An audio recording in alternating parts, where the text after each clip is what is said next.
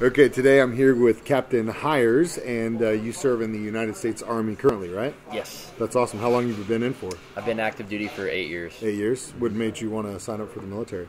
Family lineage. Okay, so your family just... Yeah, so my dad was a Vietnam era war vet. Grandpa was in World War II.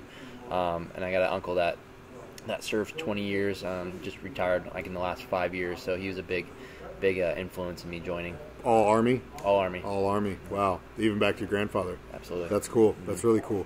What did you, when you initially enlisted, what did you end up doing? So I came in as a ROTC cadet.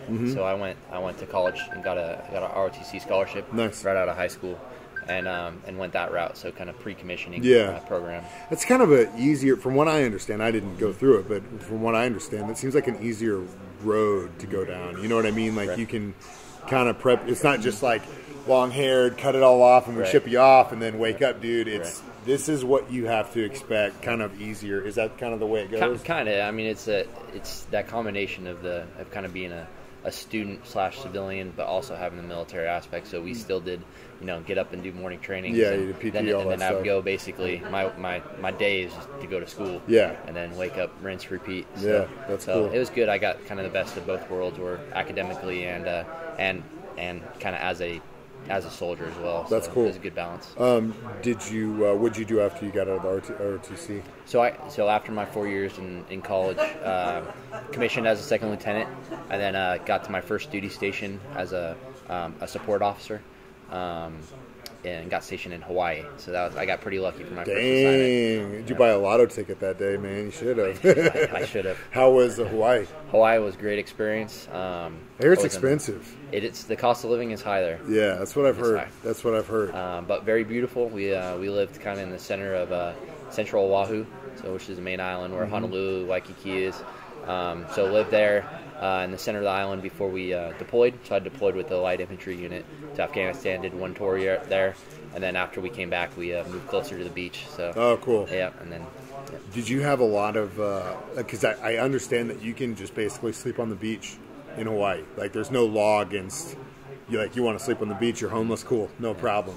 Yep, people do that all the time. Yep. Did you have to homeless or not? Just constantly. Yeah. Oh, I did it my share of times. Yeah, I'm sure you did. Yeah, I mean, because as long you shouldn't, hopefully, not have to worry about anything. Going to bed and stuff. That's our version of camping. Yeah. That'd be amazing.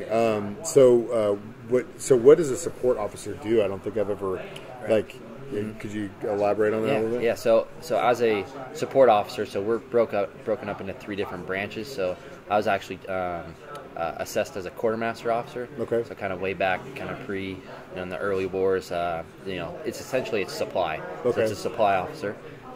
Was the officer or the branch that I got assessed originally. But we also, it's all under the logistics umbrella. Okay. So we have transportation, we have maintenance, so all the guys that fix like the Humvees. We got the guys that drive the trucks and do convoys and supply convoys, and then the quartermasters are the supply specialists. So kind of like Amazon or FedEx. Yeah. UPS, same deal. Those are the specialists that are in charge of warehouses, Army warehouses. What's where, how to get it there, all that stuff. Lots of inventory, so that's what you do. Stuff. In essence. Yeah, that's cool. So you're good with numbers, then, I'm assuming. I'm okay. You're okay. I'm sure you got better with it. I got better. Yeah. Yep, It's small math, though, isn't it? Is. Yeah. That's kind of one of those things that it's hard to teach. You know what I mean? Like, I'm really good with small math, but with like calculus and all that stuff, like I like long division. There's no way. But small math all day, I can do it all day. Right. But man, that long division stuff, it's for the birds. So once you got back from Afghanistan, you went to Hawaii. How much longer were you there for? So it was about a 3.5 year tour. Okay. So I came back and saw my time out there, and then moved to Virginia, and that's where I went for my captain's course. Okay. In Fort Lee, Virginia, just south of Richmond. I was there for 6 months, got my logistics designator, and then I got restationed to Seattle, Washington, at Fort Lewis. That's cool. So I was a support company commander for Aviation Brigade. So specifically, we were there to support the Blackhawks. Okay, cool. So I had in my company, I had fuelers, I had mechanics, and I had cooks. So real diverse kind of crew there. That's cool.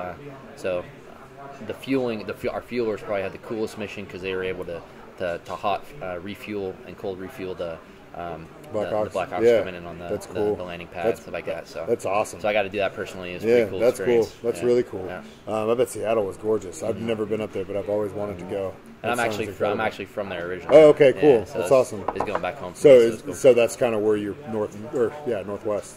Yep, I'm Northwest bred. So you're a Seahawks fan. Then. I am. You bastard. I am. I don't have anything against the Seahawks. I really hate Pete Carroll. I can't stand him. Yeah. I think I hate him. He's still there. I know. They cleaned house on the rest of the coaching staff. I know. Of course he's still there. He'll be there until he retires. Old Pete. Yeah. I mean, I'm not a big Pete Carroll fan, and never really liked Richard Sherman that much. But he was a good ball player, and I really, really like your quarterback. I think he's a good kid. Yeah. He works hard. Yeah, he works hard. Yeah. He does. Hopefully the Chiefs got that, and Patrick Mahomes. That's my fingers crossed. I'm hoping we kind of got this. We'll have a lightning strikes twice situation. That'd be nice. Yeah, we'll see. Off topic. Anyway, so what do you do now? So I'm after Seattle, I came out here, and I've been a recruiting company commander since last May, so May 2017. So almost been here a full year. So our headquarters is down in Joplin. Okay. But I'm in charge of 6 recruiting stations, 1 in Joplin, 1 out in Pittsburgh. So we control all southeast Kansas, and basically all of southwest Missouri. So we have 1 station in Joplin, 2 in Springfield, 1 in Bolivar, and 1 down in Branson. Wow. So big area. Yep. Yeah. So how far west do you go in Kansas? All the way out to Independence. Okay, so not Hutch. You don't go all the way to Hutch? No, I don't think so. Yeah. Anyway, So, I was born in Joplin, but a lot of my family lived in Hutch. Still does.